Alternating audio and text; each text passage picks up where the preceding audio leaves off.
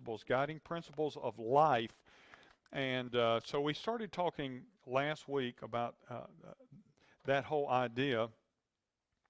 And we talked, well, let me get this functioning here.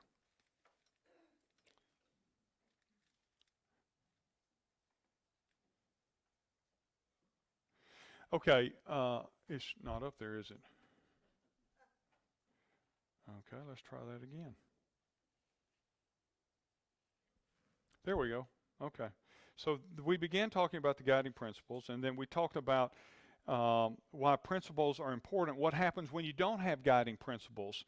And we talked about last week the stages of decline in a nation.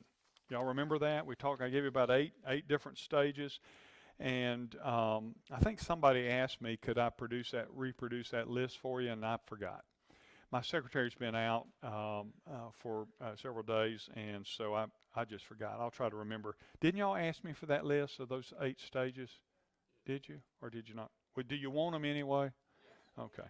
I'll try to remember to do that. I'll review them quickly in a moment. But we talked about those, and I told you to go read Romans 1 because we're going to reflect over there. But what happens when a culture loses its guiding principles? Okay, so you shared some things, a wonderful list of things that happen when a culture or a nation loses guiding principles. I didn't share these for time's sake, but let me just give you 4 major things that happen. Number 1, when a culture loses its guiding principles, it results in lost boundaries, moral boundaries, okay, but also literal physical boundaries. We've seen both of those, have we not? The loss of moral boundaries and the loss of national boundaries. Some of that is being restored, but it may be only as good as one administration to the next. You know what I mean? But morally and literally, when a culture loses its guiding principles, the founding principles, it will eventually lose its moral boundaries and its physical boundaries. And by the way, there's some connection between the two. When a nation loses its physical boundaries, it ceases to be a nation, by the way. And when it loses and the way that happens is it lets in, well, the Roman Empire, for example. You know what happened to the Roman Empire? It collapsed from within. You know why it collapsed from within? Because they got lazy with the principles upon which they had been founded upon. And as a result of that, they got weak. They got weak morally, and when they got weak morally, they became weak militarily. And I don't have time to explain all the sequence there, but the barbarians began to cross the borders and come in. And by the way, just so you'll know, I'm fine with immigration. I just want it to be legal immigration. Come right. You know what? It's the land of free and the land of opportunity. By the way, I want to tell some progressives, if America's so bad, why are people trying to break in? You know, they're not trying to get out. They're trying to, only a handful of Hollywood folks are trying to get out. And I just say, let them go. Please. But at any rate, don't get me started. But what happened in the Roman Empire, that the barbarians began to invade. And they lost control of their borders, and in time, the masses took over. By the way, it's happening in England, and it's happening in France. But you can. I wish I had time to talk about all that, but I don't, or I'm not going to get to the passage. So, lost boundaries happen when a culture loses its guiding principles. It loses its purpose. That's the second thing. It loses its purpose. America had purpose when it was founded. You know that. It was called, do you know what one of the nicknames for America was? New Jerusalem. A city on a hill. A city of offering light. Don't let any leftist or progressive tell you that America was not founded on a Judeo-Christian foundation. It was. I didn't say all the founders were thoroughgoing Christians. They weren't. But even they agreed that the founding principles needed to be Judeo-Christian.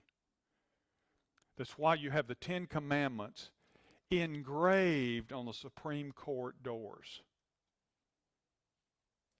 because they were the basis of all law. Okay, so America had purpose, and when a culture loses guiding principles, it loses its purpose, then it turns inward. Culture turns inward. What is turning inward about? What does that mean? Well, it means you doing what? Taking care of everything? Yeah, in some sense. But turning inward means more of self-focused. Self-preservation. Self-preservation just comes about me protecting me and my stuff. That sort of. So it turns inward.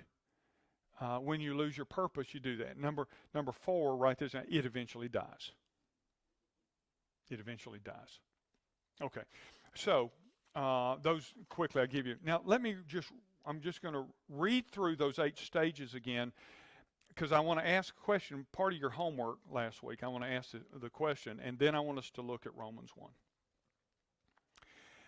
So what are the 8 stages that I told you? These were Alexander Tyler. There are others who have a similar list of things. But I'll try to reproduce these for you so you don't have to write these down, because I'm going to go fast. The first we said was from bondage to spiritual growth. A nation starts in bondage, in slavery. Great civilizations are formed under the pressure of bondage, and then they move from there to spiritual growth. By the way, it's the reason communism always wants to silence Christianity, because Christianity represents, actually, believe it or not, even for pagans, it represents free thought. And communists can't have that. From bondage to spiritual growth. Number 2, from spiritual growth to great courage. I'm not going to comment about these. From courage to liberty. From liberty to abundance. From abundance to complacency. Lethargy, laziness. From complacency to apathy, stop caring. From apathy to dependence, okay, now government take care of me. And from dependence back to bondage. Right? Those are Alexander Tyler's 8 stages of empire's collapse. All right. So here was the question that I sent you out with last week. The question was, what causes those 8 stages? And there are 3 things that cause those stages. Anybody have an idea? You can see the first 2, all 3 of them are about decline, but the first 2 have to do with values. What causes those stages to progress like they do? The decline of moral values. All right, that's one. And, you can see that easy. What's another?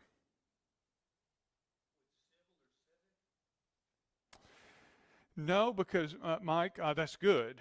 I think I'd put that here along with the moral and ethical values.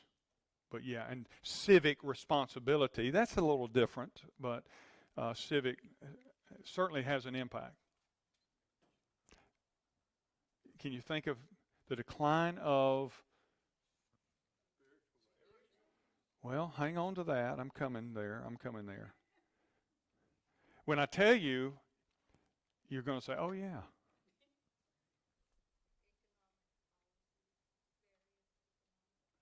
Economic policies. No. Family values. All of those that you mentioned, though, I mean, it's true. Economics certainly are reflected in it. But the major 3 causes: family values decline. Moral or ethical values decline or disappear. And third, the decline of spiritual truth and worship. And by that implied worship of Jehovah God. These three things, more than any others, probably shape the decline of a nation in terms of helping those stages play out. Does that make sense? That's not too confusing. Family values. Well, look, the strength of a culture is dependent on its family, its families. That's why leftists want to redesign the family. There's an agenda there. And so if you can break the family down, guess what? You can break boundaries down. Moral values, look, some of these are symbiotic. They kind of relate to each other, but family values, moral values, ethical values, spiritual values, when these things decline, these stages increase. And, look, I don't have to talk about these a lot because we're seeing these things. Now, maybe we're seeing a slowing down. But don't be naive or fooled to think, oh, okay, looks like it's all coming back together. Don't you believe that? I think we are living in a window. We have a window where however we handle that window may make the difference for the future. And that can be good, that can go good or bad. You understand that? We got this window, I believe. Now, I personally believe we're going to see revival. I believe we may be seeing seeds of that already. What's going on our college campuses, and I'm not even talking about the Turning Point USA stuff. That separate. There are moves of God going on these college campuses that we haven't seen in decades. It's incredible, but you just don't hear about them unless you know where to go and look. You don't hear about them because the mainstream media doesn't want to talk about that or say, you know what, there's something happening. There's something going on our campus with these students. I told you recently, the Gen Z, and we talked about it last week, in fact, the Gen Z crowd, I think we identified them as 18 to 23 or 28, something like that. And they are, we're being told they're the most spiritual generation we've seen in decades. They're hungry for God. They're serious about their relationship with God. They may be the spark that God uses, among other things, to say, you know what, we're going to stand for Jesus in the culture. We're certainly seeing some evidence of that. Okay, so these are the causes of the stages, if that makes sense. Do you have any questions about any of that? All right, so Romans 1, all right? Look at Romans 1, beginning in verse 18. For the wrath of God is revealed from heaven against all ungodliness and unrighteousness of men, who by their unrighteousness suppress the truth. Isn't that an interesting statement? They suppress the truth by unrighteousness. You understand what that means? They live godless lives, and they squash the truth. Why? Because the truth reveals their godliness. Their godlessness. So they repress the truth so they can live the way they want to. And then call the way they're living is just a choice. All right? So they can live the way they want to. And I should probably add this, Dennis, and not be convicted or feel conviction about the way they live. So if I change what truth is, or suppress the truth, I can create new definitions for truth. And so if I change the definitions, and don't underestimate what that is, when you see people changing definitions, it is almost always to allow for something that they want or want to do. So we start changing pronouns, right? So if you change the pronouns, what are you doing? It's a slippery slope into saying, well, this behavior is acceptable and this behavior is, so you suppress the truth. There was recently, what was it, one of our judges that could not define what a female is. Wasn't it Supreme Court? I think it was. Who could not or would not, they could. Does anybody think they couldn't really? I don't know what a woman is. I am one. I just don't know what I am.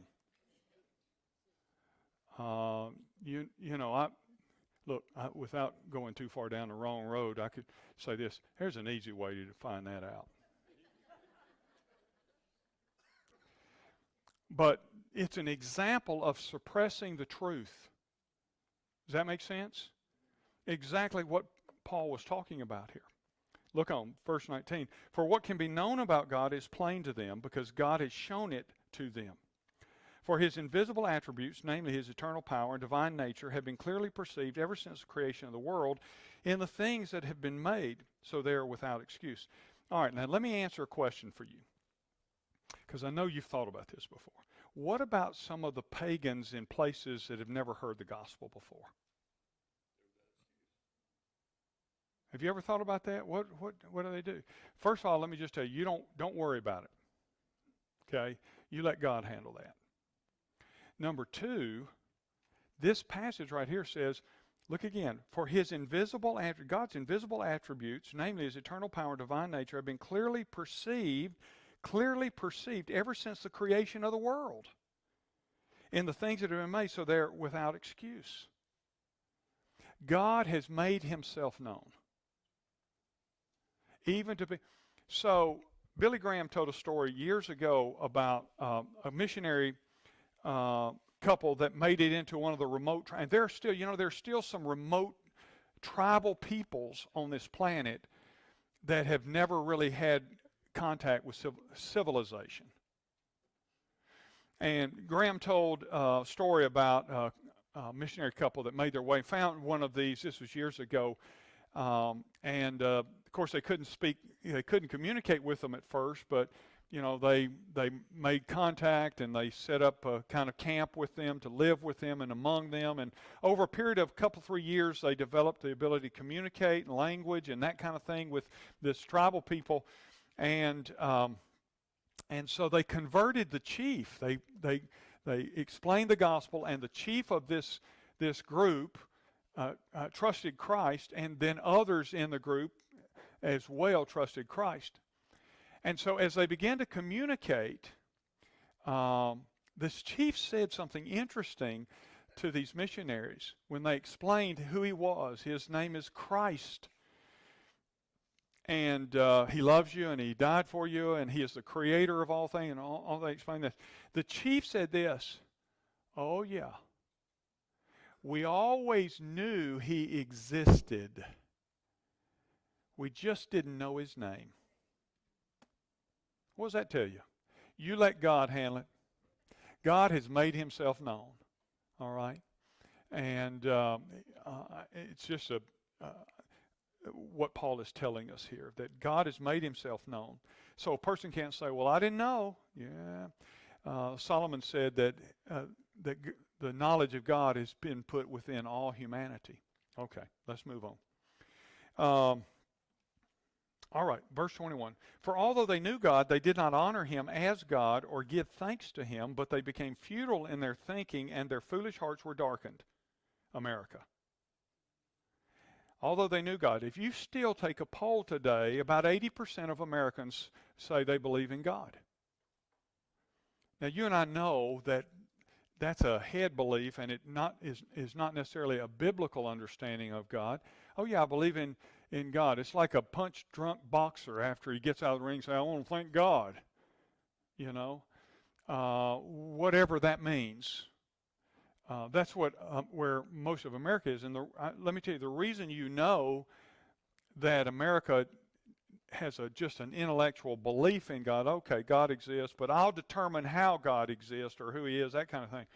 The reason you know, because if the knowledge of God was a biblical knowledge, this culture would be different. So that's how you know.